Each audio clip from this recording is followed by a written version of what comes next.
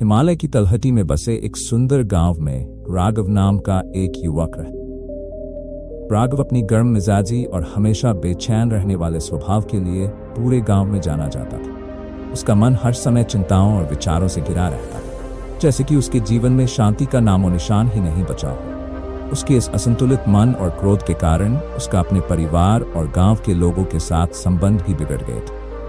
वह अक्सर खुद को अकेला और अपमानित महसूस करता, जिससे उसकी मानसिक स्थिति और भी खराब हो जाती। एक दिन राघव गांव के किनारे बने शांतिपूर्ण स्थान पर टहलते हुए पहुंचा।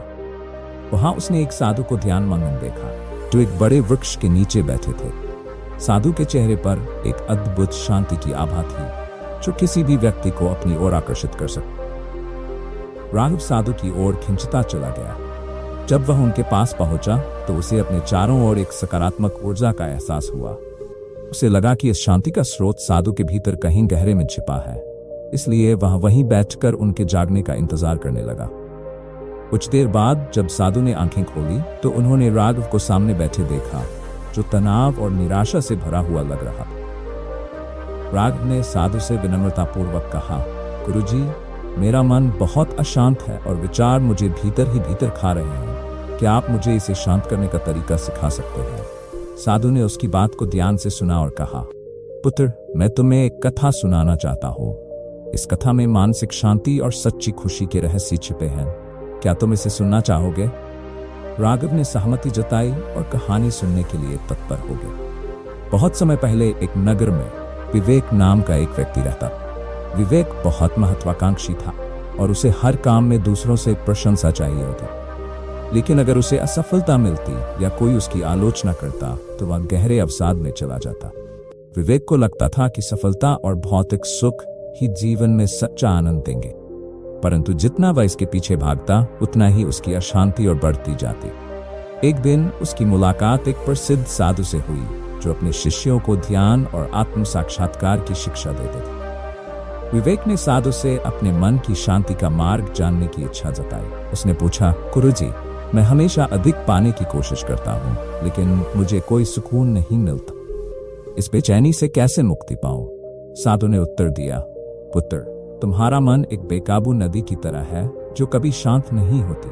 इसे शांत करने के लिए तुम्हें अपने विचारों को नियंत्रित करना सीखना होगा। विवेक ने जिज्ञासा से पूछा, कैसे?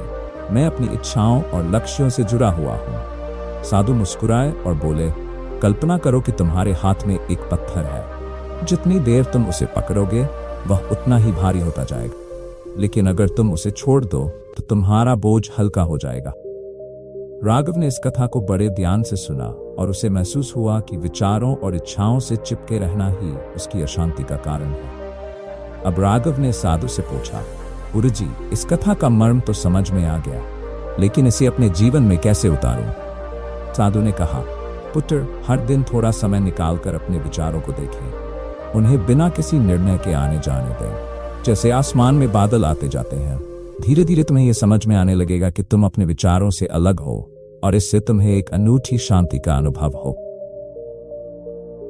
राघव ने साधु की बातों को आत्मसात किया और ध्यान का अभ्यास शुरू किया। कुछ समय बाद उसने पाया कि उसका मन धीरे धीरे शांत हो रहा है और उसकी बेचैनी कम हो रही। राघव की ये यात्रा आगे चलकर उसकी सबसे बड़ी ताकत बन गई। उसने साधु के मार्गदर्शन में आत्म साक्षात्कार की कला में निपुणता हासिल की। गांव के लोग उसे अपनी समस्याओं के समाधान के लिए देखने लगे। राघव ने अपनी यात्रा से यह सिखाया कि सच्ची खुशी और शांति हमारे भीतर ही है, और इसे पाने के लिए हमें अपने विचारों से मुक्त होकर वर्तमान में जीना सीखना होगा। दोस्तों, यही थी हमारी कहानी। आशा है कि इस वीडियो से आपको बहुत कुछ सीखने को मिला होगा।